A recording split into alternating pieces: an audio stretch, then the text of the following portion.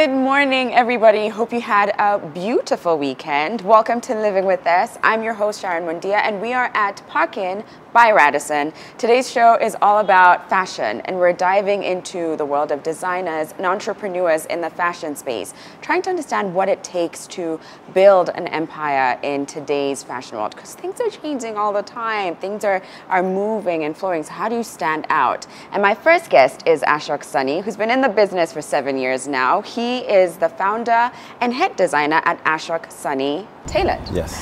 How are you, Ashok? I'm good. How are you? Good, good. Looking dapper. Thank you, thank you. Of course, you're wearing your design, Yes, aren't you? yes. Okay. So let's dive into your story, Ashok. Do you remember the first moment where you thought, I think I want to pay a little bit more attention to what I'm wearing, and I'm curious about what other people are wearing, when fashion first struck you as something of interest? I was still young. I think I was still in high school. I had a passion for fashion, but opportunities were not there. And still, at the end of the day, you're still in school. You're living with your parents. Yeah. Still have to go to school. Yeah. So I said, let me take my time. Let me see what I can do. Let me get more information. Okay. But I think I was very young, very, very young. I remember when I was like 5 years old, I was working with my mom in town. Yeah. I saw a tuxedo. Yeah. In a shop. Uh-huh. I stopped, started crying until I was bought that tuxedo. No. Because in my mind I knew that's the outfit I want to wear. For what? Was there an occasion? Nothing. You just was like, yes, me. Just I wanted the tux. Yeah. Yes, it looks Me good. personally, I just want to rock up to like life on a Monday at 5 years old in a tux. I want to go to school in a tux. What? Oh my goodness. So growing up, were you always curious about like what to wear and always interested about like how do I dress myself? Because anytime my mom used to buy me anything and I didn't like, I wouldn't wear it. Okay. I usually used to pick my own outfits, color coordinates myself. Yeah. So it's been there for a while. And were you also curious about dressing other people? And did you find yourself also thinking like, I wish I could just like change that shirt, or like, I wish that jacket fit better? Actually, I was that weird critique. Oh, because if I see you wearing something funny, I'll just let you know. Yeah. So it's been there in me. And even my sister didn't like me because I would critique everything they wear. Even for her, you'd be like, "You're not off. No, you're not safe with me." Like, I'm going to tell you exactly what works, what doesn't. Yes, that's how I've been doing all this time. Interesting. High school comes around, and then this passion starts to become more of an interest for you. But you said but you were still in school. So then what happens when you finish high school? When I finish high school, at the end of the day, you have to go to university. You need to pick a course you can do. But at that time, fashion was not an industry. People didn't recognize fashion as an industry. You had like 2 or 3 big designers. So if you go to your parents and tell them I want to do fashion and design, they tell you no. Yeah. So I went to campus. I did a bachelor's in BBIT. But when I was in first year, I decided I'll start doing this on the side. So any small cash you'll get, you go find fabrics, you find a fundi, you try to come up with some sketches. You come up with a design, you make it, but you wear it on your own. And who taught you how to do the sketches? Sketches, you do it yourself. Is there a technique? Did you research? No. Did you YouTube? How did you? It's just in you. Because in the beginning, you just do what's in your mind. Okay. Even Versace said, the art, if you're a designer, the quality is not in the sketch. You're not a painter. The quality is in the idea. So you have the idea, you can bring it out. So it doesn't matter how good the sketch is. Okay. Yeah. Okay. So you start doing sketches, you get a fundi, and now you're wearing the piece. Yes. One by one. One by one. Yeah. So at which point did you then decide to start selling the pieces? When social media came around. Oh. When social media was social media, now people are paying attention to social media. Okay. So I decided, let me start with this, because I cannot afford to pay a print media to advertise myself or do anything. Yeah. Why don't I use what I have, which is Facebook, then Instagram and Twitter. Yeah. So, and what was that like, trying to build your brand online? First, in the beginning, it's your family who's supporting you. So your dad will buy a piece, your brother will buy a piece, your cousin. But as it goes along, you improve your craft. You try and you learn from other people.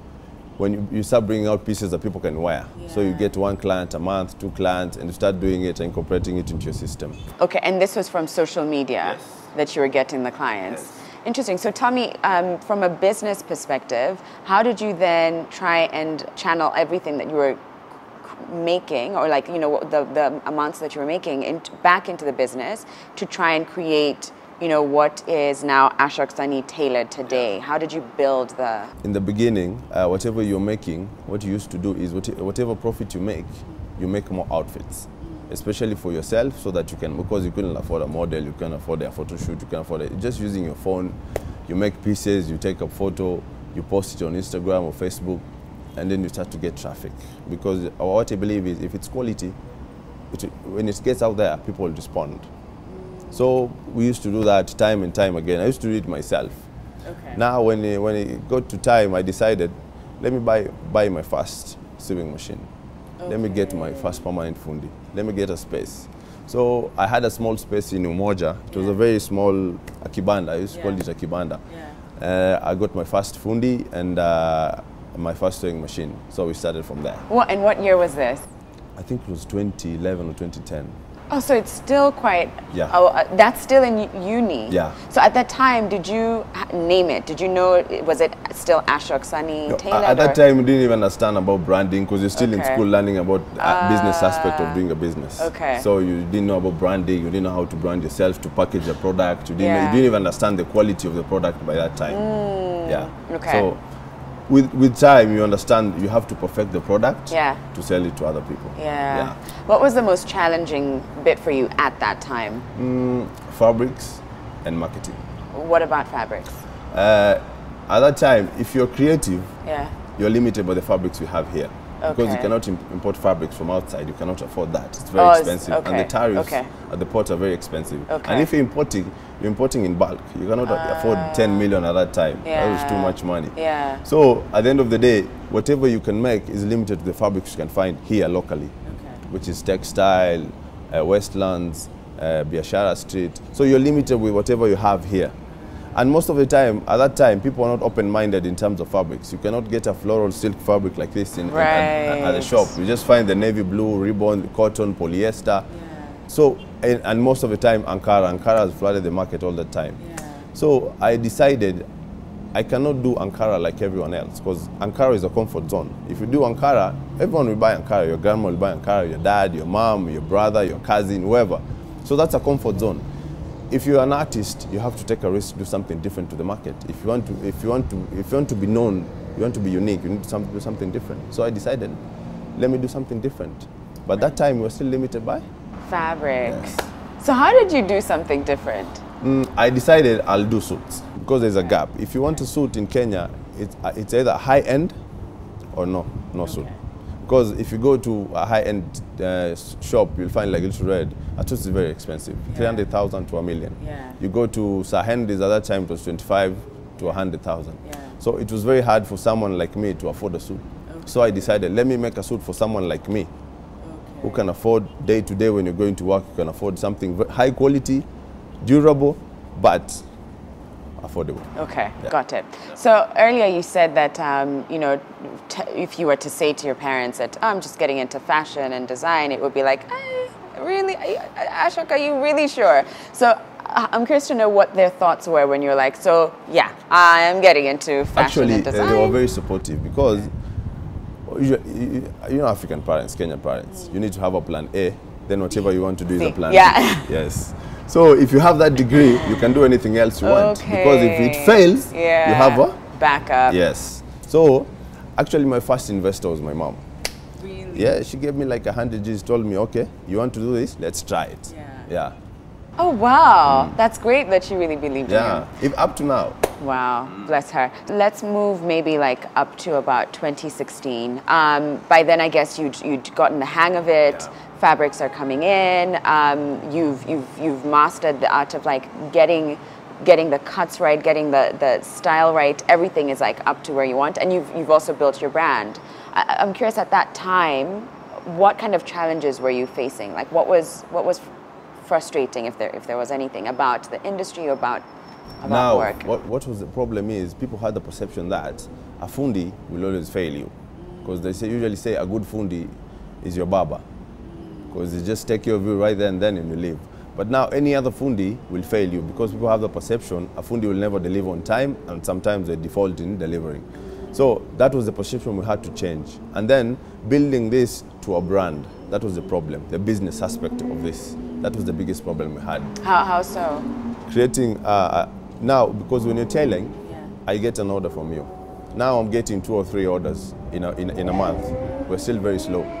So converting that into a business, you have to brand, you have to build that brand, you have to do marketing, you have to do this and this, you have to come up with a website, you have to do everything. Then at the end of the day, you still have school. You have to go back to class, and I was doing day classes. Wow. And it's a crash course. Yeah. So you're doing 8 to 5 classes, then you go back and still meet your clients, buy fabrics.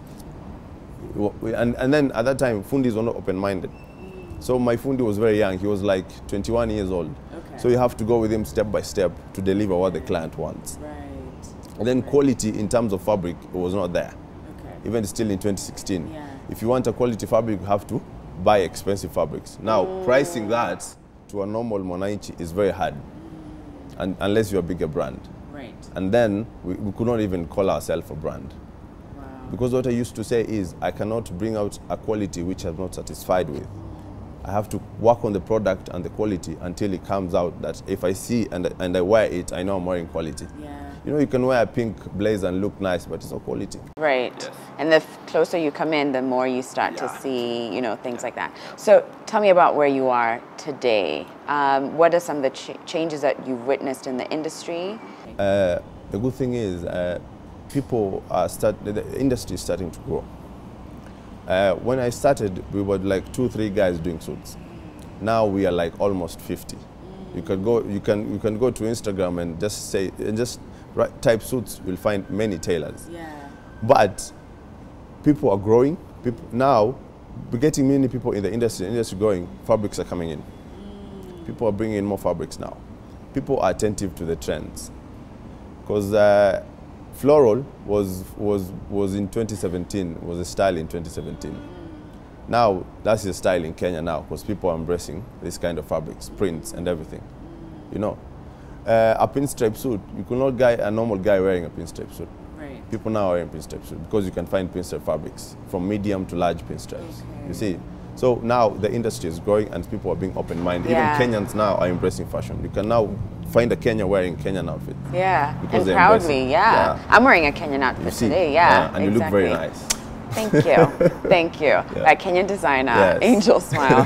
What are you most excited about currently that's taking place? I know there's something happening on May 11th. We have a launch in May 11th. Yeah. Now, because we have grown and we understand the quality and we can bring a good quality, we've decided to do a launch, which is a fashion show. Okay. We want to do it in May. We want everyone to come. It's an invite only, but if you're interested and you're passionate about fashion, you can come and you understand quality, because we want to see how people will embrace our first line. Right. It's been 7 or 6 years, but now this is the first time we're doing a line, because this is the first time we understand we're bringing out quality into the industry. Yeah. And this industry of ours and this world of ours, where people are not real, people are embracing fake things. We have fake news, we have fake fabrics, we have fake nini. So everything, we want to do something different. People now are coming to fashion because you can make money out of it. But we're doing fashion because we're passionate about it. We understand it, we know it, we want to grow with it. So we've sacrificed enough to reach to this point that we understand we can bring something to the market. Right. Yeah. I don't want you to go to a fashion show, you see someone presenting you a navy blue suit. Yeah. And anyone can come up with a navy blue suit. We want something different. Right. We want our clients to have a variety. And we're also going into ladies' outfits now. Okay. Yes. So is that also going to be part of the launch? Yeah, that's the first time we'll do ladies' outfits, by the way. And where did that inspiration I decided I cannot do everything myself. Yeah. I need to find people who have the same mindset as me to come and do this. We expand. Okay. So I found some other designers and partners. We can come and sit down, because at the end of the day, you cannot expand without funds. You need people who believe in you to come and support you. So I found my friends and other guys who are interested in the same business, and we come up and decided, let's expand. So after ladies, we're also expanding to photography. So it'll be everything under one roof. Oh wow, all things fashion you're going to be able to touch on. Yeah. Interesting. So the event is happening May 11th. May 11th to Rivers Mall. May 11th, Two Rivers Mall. Yeah. Okay. And don't expect just navy blue suits. No. There's going to be like 5. Open-minded. We're doing everything. Everything. Yeah. Okay. Yeah. So you touched a little about some of the trends that are taking place right now. If someone's watching, if there's a guy watching right now, and is curious to know what fashion trends they should be on the lookout for, what would you say is popping right now for men? For men, actually, you should try an overcoat, even though the weather is not good as such, but it will be cold very soon. Okay. So overcoats. Yeah. All right. So now start looking into overcoats. Prints are coming out. Okay. Are there specific prints? Checked, everything is coming out. Polka dot, everything is coming back. Yeah. You see, everything that was all is coming back. Yeah. Even the palazzo pants chicks are wearing these days. We used to go on in the 80s. Yeah. Everything is coming back. So guys should embrace colors and prints. Colors and prints. Yes. A bold guy, not every single guy. It's very hard to pull it off. That's what I was gonna say. I was like, I don't know if like I can't imagine my father in a polka dot suit. He can do a polka dot blazer with plain pants and something plain inside. I think if you work with a stylist, maybe maybe you would convince him. Because you know you cannot be a designer and a stylist at the same time. Okay, that's true. That's true.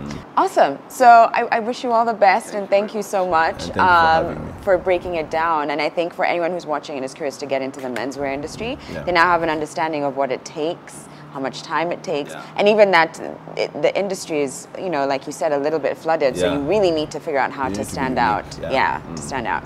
All right, thanks, Ashok.